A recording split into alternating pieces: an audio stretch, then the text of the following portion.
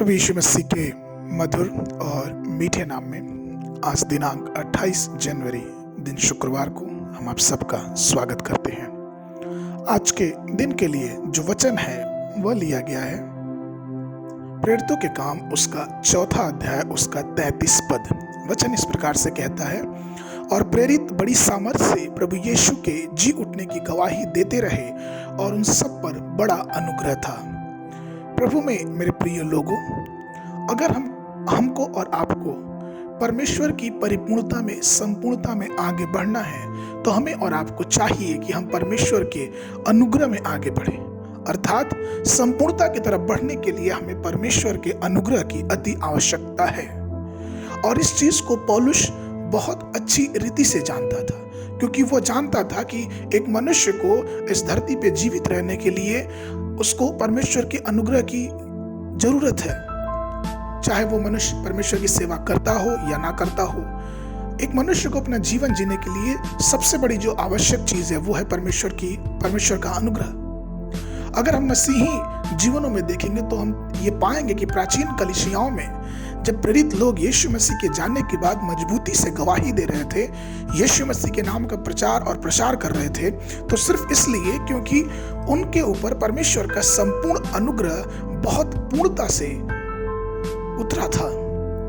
और ये बहुत जरूरी है कि हम परमेश्वर के अनुग्रह में, परमेश्वर के राज में अपने जीवन को और भी स्थापित और मजबूती से बढ़ाते रहें। प्रेरितों की अगर हम पत्रियां पढ़ते हैं तो हमें पता चलता है कि प्रेरित पौलुस को एक कमजोरी थी और वो कमजोरी उसे बार बार पीड़ा देती थी। उसके शरीर में एक कांटे के समान चुभन होती थी और जब उसने प्रार्थना की तो परमेश्वर ने उसे इस प्रकार से प्रतिक्रिया किया। 2 कुरिन्थियों की पत्री उसका 12वां अध्याय उसका 9वां पद। वचन इस प्रकार से कहता है, और उसने मुझसे कहा, मेरा अनुग्रह तेरे लिए बहुत है, क्योंकि मेरी सामर्थ निर्बलता में सिद्ध होती है। इसलिए मैं बड़े आनंद से अपनी निर्बलताओं का घमंड करूंगा कि मसीह की सामर्थ मुझ पर छाया करती रहे। परमेश्वर के अनुग्रह ने पौलुस को उसकी दुर्बलताओं में, उसकी कमजोरी में उसको मजबूती दिया। हम जब परमेश्वर की सामर्थ को, परमेश्वर के अनुग्रह पे भरोसा करते हैं तो हम विफल नहीं होते। हम जब अपने आप को विनम्र, परमेश्वर के अनुग्रह के सामने भी विनम्र करके हम अपने आप को समर्पित कर देते हैं तो हम कभी भी विफल नहीं होते, क्योंकि परमेश्वर की कृपा, परमेश्वर का अनुग्रह हम पर बना रहता है। इसी प्रकार से 2 कुरिन्थियों की पत्री उसका 9वां अध्याय उसके 8वें पद में प्रेरित पौलुस इस प्रकार से कहता है, और परमेश्वर सब प्रकार का अनुग्रह तुम्हें बहुतायत से दे सकता है, जिससे हर बात में और हर समय सब कुछ जो तुम्हें आवश्यक हो तुम्हारे पास रहे, और हर एक भले काम के लिए तुम्हारे पास बहुत कुछ हो।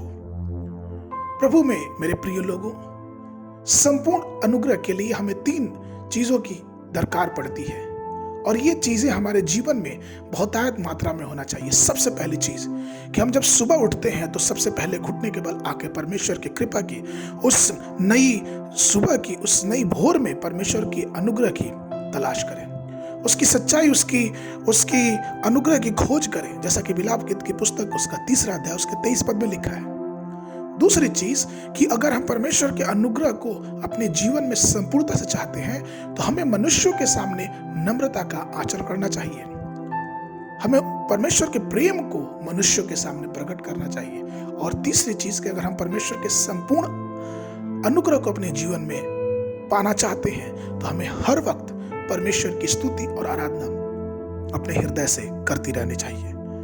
2 कुरिन्थियों की पत्री उसका 4वां अध्याय उसके 15 पद में पौलुस इस प्रकार से कहता है, क्योंकि सब वस्तुएं तुम्हारे लिए हैं, ताकि अनुग्रह बहुतों के द्वारा अधिक होकर परमेश्वर की महिमा के लिए धन्यवाद भी बढ़ाए। अर्थात अनुग्रह धन्यवाद को ही बढ़ाता है। इसलिए आइए परमेश्वर में प्रिय लोगों, हम सब अनुग्रह में सिद्ध होते जाएं और परमेश्वर के नाम की महिमा करते रहें।